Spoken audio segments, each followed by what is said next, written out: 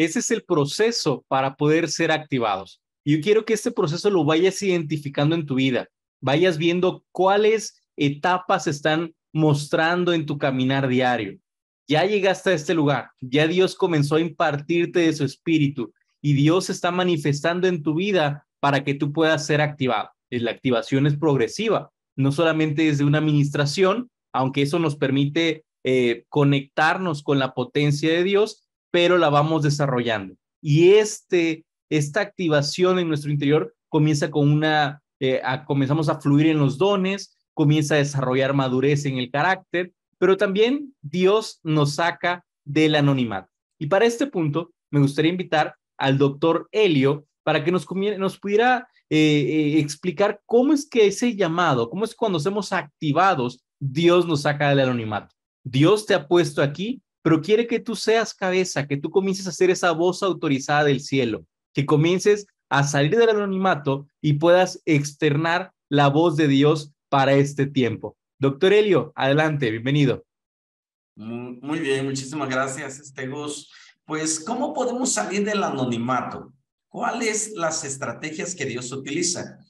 En las Sagradas Escrituras encontramos un ejemplo sobre todo, el ejemplo de David, que era un pastor de ovejas, pero cuando fue ungido por Samuel el profeta, vemos que lo saca de la majada y lo lleva frente al público. De acuerdo al primer libro de Samuel, capítulo 16, versículo 13, dice, y Samuel tomó el cuerno del aceite y lo ungió en medio de sus hermanos. Y desde aquel día en adelante, el Espíritu de Jehová vino sobre David. Entonces, cuando nosotros somos ungidos por Dios, Él nos comienza a sacar de las trincheras, nos comienza a sacar de las cuatro paredes, y como nos los explicaba hace unos minutos nuestro apóstol, Él comienza a promocionarnos. No tanto que nosotros, como él decía, nos demos publicidad, aunque no está mal hacerlo, pero sin embargo es cuando Dios comienza a posicionarnos de manera estratégica en el campo profético. Y es ahí donde Dios desea que nosotros hagamos la labor, que seamos ungidos. Entonces, de ser un pastor de ovejas, Dios activó a David como un guerrero para defender a su pueblo. Aquí vemos nosotros cómo Dios sacó a David del anonimato. En el libro de Samuel, su primer libro, capítulo 18, versículos 6 al 7, dice, aconteció que cuando David volvió de matar al filisteo, salieron las mujeres de todas las ciudades de Israel cantando y danzando, dice, para recibir al rey Saúl con panderos, con cánticos de alegría y con instrumentos de música. Y cantaban las mujeres que danzaban y decían, Saúl hirió a sus miles y David a sus 10,000. Vemos cómo la unción que fue depositada sobre David le trajo una respuesta de parte de Dios. Más que una respuesta, comenzamos a ver los resultados que David comenzó a tener cuando el Espíritu del Señor vino sobre él. Entonces, cuando nosotros vemos que la unción cae sobre nosotros, que es un deseo, la unción lo debemos de desear.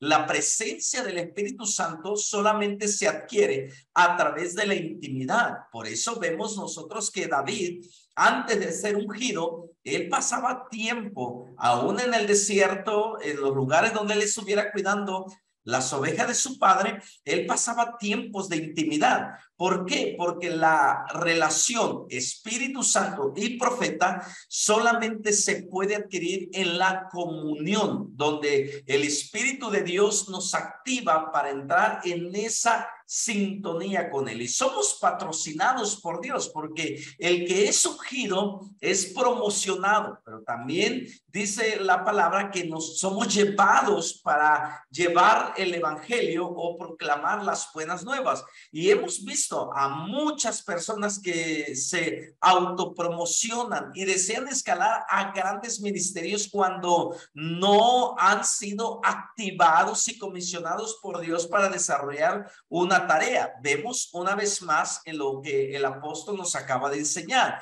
que somos apartados, somos ungidos, somos activados, somos comisionados y somos asignados a una tarea en específico. Y es ahí donde nosotros tenemos que encontrar la respuesta de parte de Dios. Vemos, en este caso, vemos la autopromoción en el caso de Elimelech y Noemí cuando salieron de Judá en los tiempos difíciles a los campos de Moab, que encontraron ahí que cuando ellos salen de aquella situación, de aquella crisis que se presentó en Belén de Judea y salen a los campos de Moab, ¿qué encuentran en Moab? Bueno, en primer lugar vemos que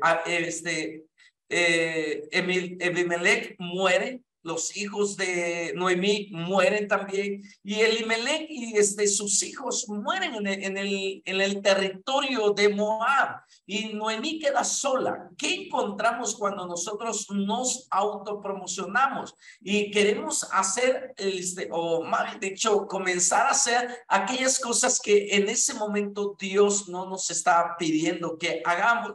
Es ahí donde nosotros tenemos que aprender a esperar en el tiempo de Dios. Yo sé que en tiempos difíciles es donde se toman las peores decisiones. ¿En dónde se toman las peores decisiones? En los tiempos difíciles. Aconteció en los días que gobernaban los jueces, que hubo hambre en la tierra, y un varón de Belén de Judá fue a morar en los campos de Moab, él y su mujer y sus 2 hijos. El nombre de aquel varón era Elimelech y de su mujer Noemí, y los nombres de sus hijos eran Malón y Kelión, efrateos de Belén, y llegaron pues a los campos de Moab y quedaron ahí. Y murió Elimelech. Ahí está. En los tiempos difíciles no debemos de tomar decisiones, debemos de esperar la respuesta de Dios. No debemos de adelantarnos. Ojo, no debemos de adelantarnos a los planes de Dios. Dios tiene una agenda.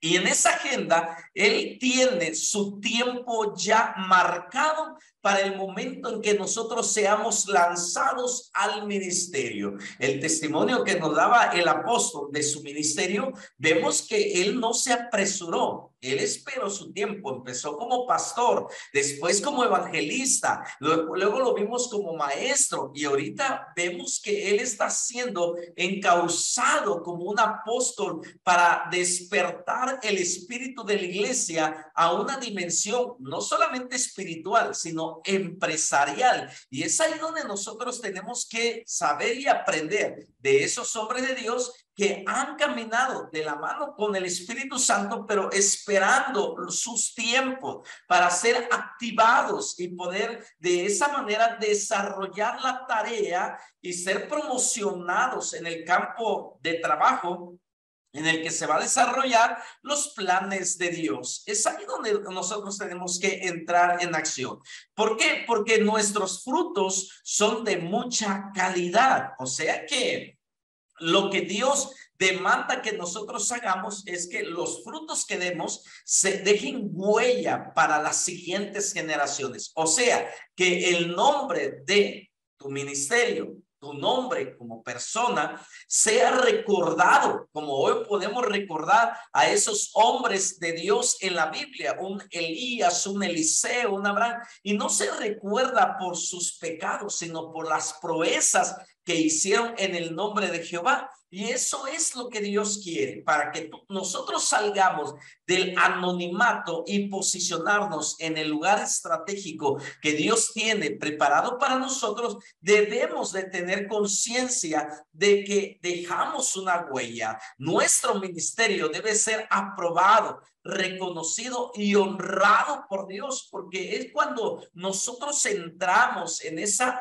activación, es cuando se desatan los frutos en el trabajo. Jesús lo dijo: yo soy la vid verdadera, vosotros sois los pámpanos. Entonces, si Cristo es la vid, nosotros somos los tallos, las ramas, debemos de dar frutos de calidad, porque cuando hemos sido activados como pámpanos, debemos de dar los frutos de la vid, o sea, los frutos de Cristo. Y uno de los frutos de Cristo, más que de hablar de los frutos del Espíritu, hablamos de los frutos del carácter que Cristo tuvo. Entonces, la activación nos lleva a dar frutos de calidad abundantemente, y es ahí donde podemos observar el ejemplo de otro hombre llamado Felipe, porque en el libro de los Hechos, capítulo 6, versículos 5 al 6, dice: Felipe fue uno de los diáconos elegidos para servir en la iglesia de Jerusalén. Ojo, observa bien algo aquí bien importante. Felipe no fue elegido para ser apóstol. Felipe no fue elegido para ser profeta. Felipe no fue elegido y ungido para ser pastor ni maestro. Felipe fue elegido para ser servidor, o sea que él iba a servir a las masas.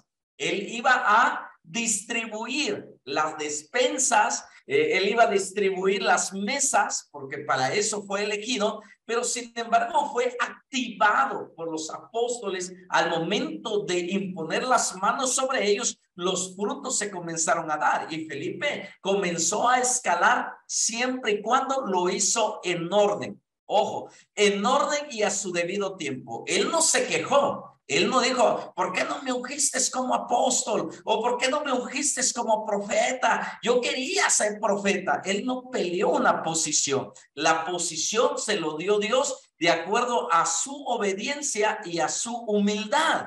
Y fue cuando él comenzó a escalar, hasta que después lo vemos en el libro de los Hechos, ya no sirviendo a las mesas, sino predicando en Samaria con señales, con prodigios. Enfrentó a los poderes de las tinieblas. Después predicó a un eunuco. Vemos cómo él, en su tiempo, en su momento, donde Dios lo llevó, él fue posicionado en su ministerio de manera estratégica. Entonces, amamos lo que Dios ama y debemos de aborrecer lo que Dios aborrece. La activación nos lleva a un entendimiento más profundo del corazón de Dios. Con esto conocemos lo que Dios ama y lo que Dios aborrece.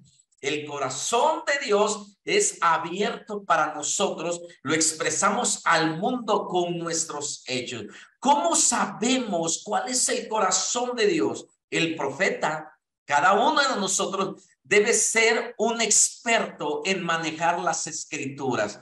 Cuando nosotros nos capacitamos, nos entrenamos, estudiamos de manera sistemática las Sagradas Escrituras, comenzamos a ser especialistas en esgrimar las Escrituras con estrategia. Y cuando nosotros esgrimamos las Escrituras con estrategia, entendemos cuál es el corazón de Dios. Porque ahora sí, ojos que no leen, corazón que no siente. Y es cuando nosotros tenemos que saber, si no leemos las escrituras, no vamos a entender el corazón de Dios. No vamos a saber lo que Él ama, no vamos a saber lo que Él aborrece. Y vamos a llamarle a lo bueno malo y a lo malo bueno. Y ahí es donde entra en el libro de los Hechos, capítulo 13, versículo 22. He hallado a David, hijo de Isaí, varón conforme a mi corazón, que hará todo lo que yo quiero. No es lo que tú como profeta, yo como maestro quiero, sino lo que Dios quiere que nosotros hagamos. Dios mismo dice a David: quien hará todo lo que yo quiero. Y aquí entra la negación.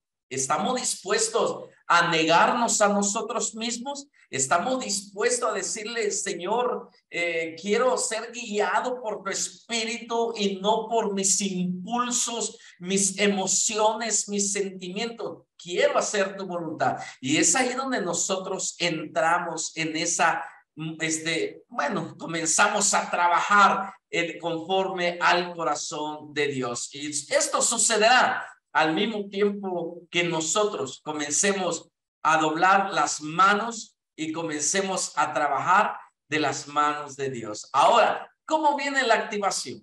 Y es aquí donde nosotros tenemos que responder cómo viene la activación. Y para eso, pues, dejo el lugar al pastor Gus para que nos hable cómo viene la activación. Bendiciones.